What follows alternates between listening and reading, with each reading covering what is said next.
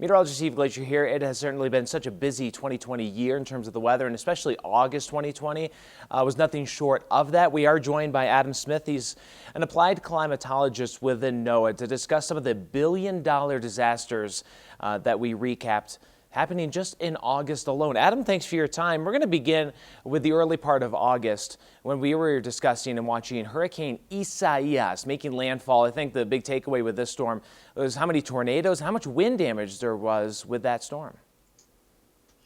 Yes, Hurricane Isaias indeed made landfall as a Cat 1 on Ocean Isle Beach, North Carolina.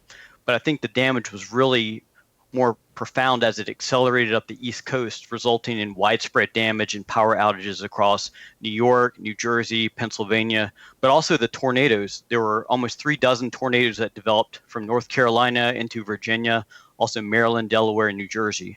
Many of these were weaker EF0 and EF1 tornadoes producing scattered damage. However, there were also several EF2 tornadoes and one EF3 tornado in the coastal part of North Carolina that unfortunately created damage and fatalities. And with that storm, we usually get some tornadoes from it, but it was definitely one of those events that had these stronger, longer lasting tornadoes. And then speaking of wind, we had the derecho in the middle part of August, August 10th, and that swept through the plains. And that one actually to me was the most surprising billion-dollar disaster. You wouldn't think of a derecho, but I guess that's the length of the wind and the storm, but also the agriculture that impacted. Yes, this Midwest derecho on August 10th was one of the strongest derechos the United States has experienced in many decades. In fact, it traveled over 770 miles over 14 hours with widespread winds in excess of 100 miles per hour. The Midwestern states that were most impacted would be Iowa, Illinois, and also into Ohio. In particular, the agriculture in Iowa, the corn was coming to a point of vulnerability in its growth cycle. And unfortunately, more than 10 million acres, or 43% of the state's crops, were impacted by the wind.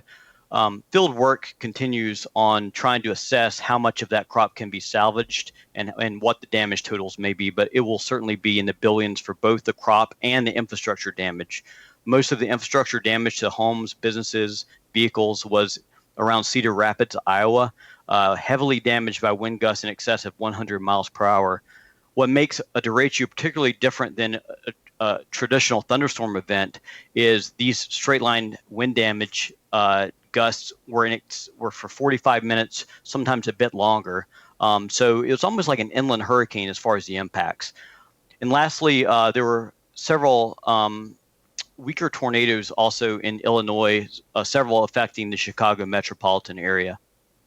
Yeah, I know you noted about 15 tornadoes that were actually confirmed with that storm system, which I kind of had overlooked because everybody was looking at the derecho and the straight line winds. Up next, we have the western wildfires, especially into parts of California. Now, for $1 billion disaster, this is kind of more so looking at some of the structures, either that they have torn through or some loss of property, right? That's correct. Wildfires, like drought, we traditionally focus on a seasonal scale event and a regional scale event. So we'll aggregate a lot of the damages from California, Oregon, and Washington. Unfortunately, it looks like 2020 will be more like 2017 or 2018, both of which were historic wildfire seasons that just obliterated the previous records for California. And California in itself has the most destructive wildfires the United States experiences anywhere.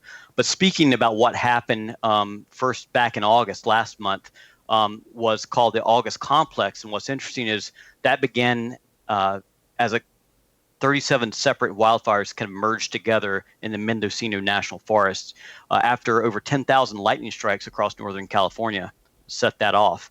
And at the time, it was the fifth largest wildfire in California's history on record, and those records date back to 1932. Unfortunately, since then, it's actually grown to be the largest California wildfire on record in excess of 800,000 acres. Also during August, we had the LNU lightning complex near Santa Rosa and the SCU lightning complex near San Jose, each of which burned in excess of 375,000 acres. Those are still the second and third largest wildfires on record in California, and unfortunately, thousands of homes and other structures have been destroyed from these wildfires. I think it's also important to note that all 5 of the largest California wildfires on record, again dating back to 1932, have happened since 2017. So it's a really troubling year. And of course, we'd be amiss to not mention the historic wildfires also burning in Oregon, Colorado, and Washington state. And last but not least, we had Category 4 Hurricane Laura making landfall in Louisiana. Early estimates are that that was a $1 billion disaster too? That's correct. Yes. Strong Category 4 Hurricane Laura made landfall about 150 miles per hour, sustained winds near Cameron, Louisiana.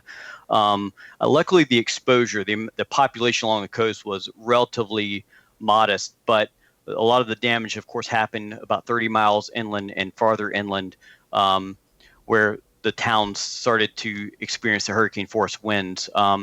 Also, I think a part of this that was perhaps under focused on was how badly the water systems and the electrical grid have been broken in southern Louisiana, which will really slow the recovery process.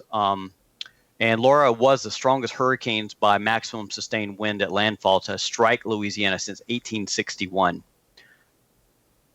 All right, there's Adam Smith, the applied meteorologist within NOAA. Adam, thank you for your time. And I know we've been looking at the entirety of 2020 and adding up these $1 billion disasters. We'll look forward to speaking with you deeper into the year and hopefully not have any more of these.